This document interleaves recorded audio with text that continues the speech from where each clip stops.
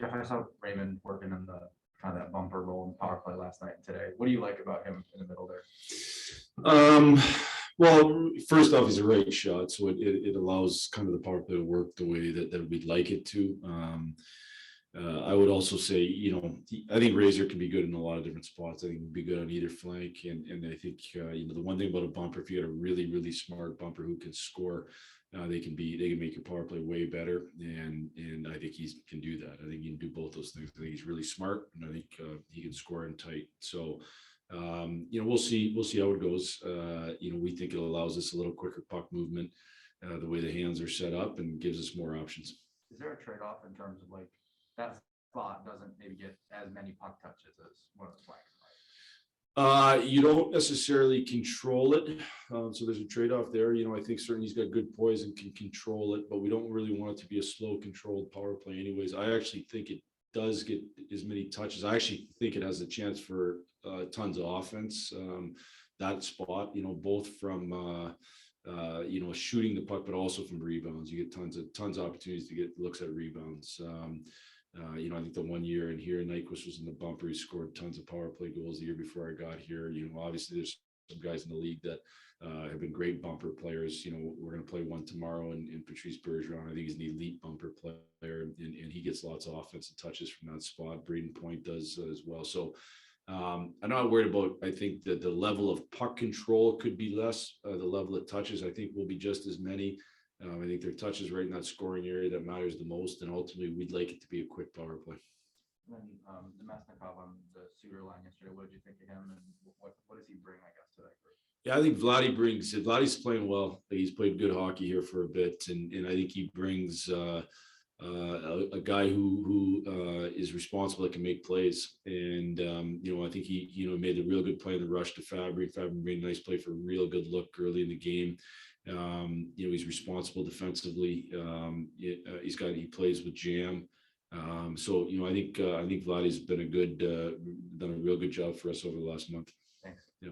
Next, go to Helene St. James. Hi, Jeff. Do you anticipate Nick Leddy tomorrow playing? No, I do not. Okay. Just overall, I mean, how good is it to have, I guess, everyone but him back in the lineup? I mean, it was a pretty normal night or usual lineup you had last night. Yeah, no, it's good. I think it's good. I think it'll be good for chemistry too. Hopefully, knock on wood, hopefully we can keep this group together for a bit here, and barring, illness or injury, and we can get, kind of that chemistry or groove. I think I called it the other day, kind of get a groove of this group, so it's certainly be good to have Leds back as well. But as we know, you're not going to have a full lineup all year. Obviously we've been missing one guy all season in Verona, but so yeah, it was good to get the group back together. And you've talked about, needing to find ways to win close games, and it seemed like you guys were doing a good job of that early in the season. I mean, you won the one at Washington, for example. Do you think have you strayed a little bit from that mentality, or where do you think the team is at overall, just figuring out how to win games like last night? No, I don't think we strayed per se. I mean, you're talking about razor thin margin when you're in these tight games, and ultimately the greatest power play goal scorer of all time scored a power play goal. So you're talking about razor thin margins. I'll take that game over and over and over again. I think we had the chances about almost exactly equal. I think the expected goals against almost exactly equal.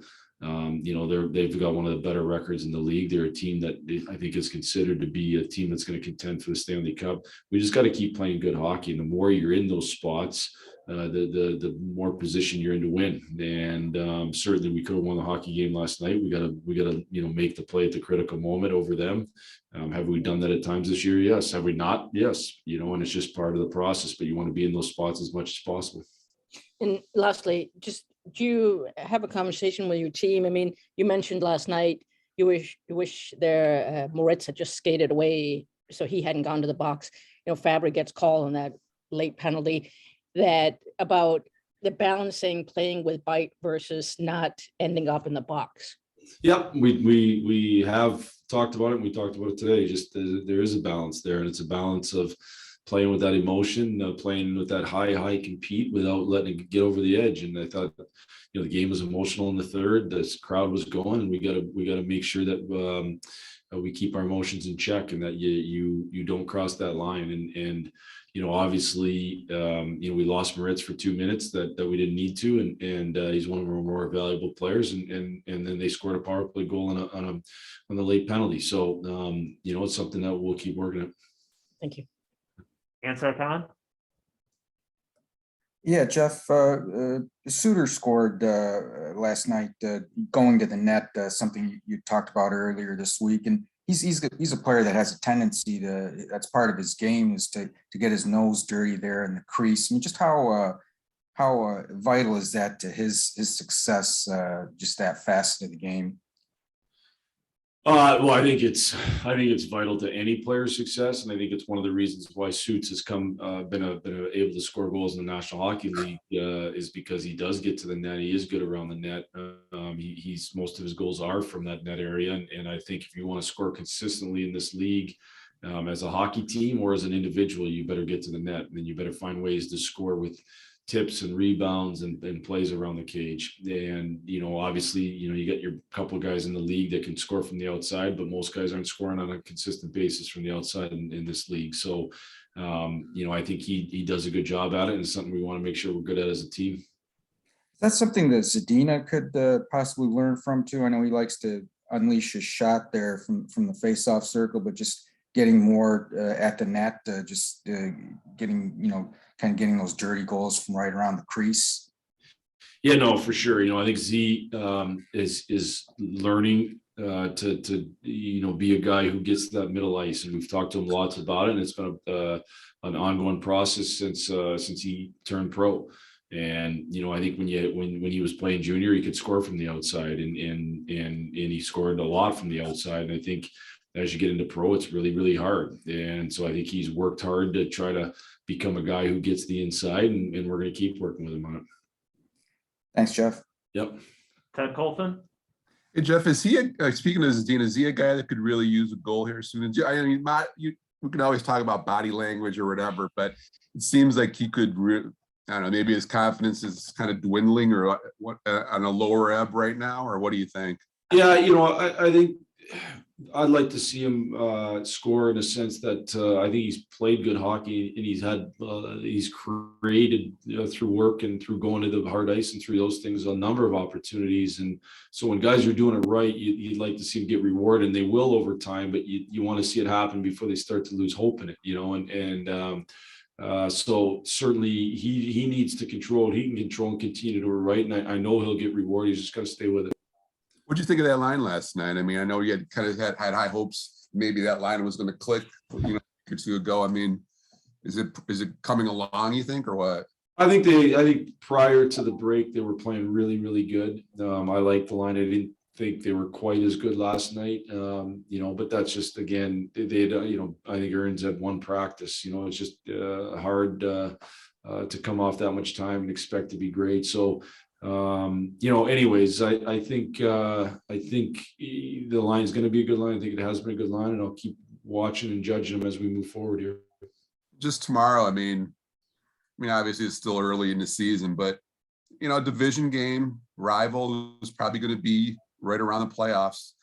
I mean, it seems like it's a pretty good test for you guys tomorrow. Kind of an important game in a way.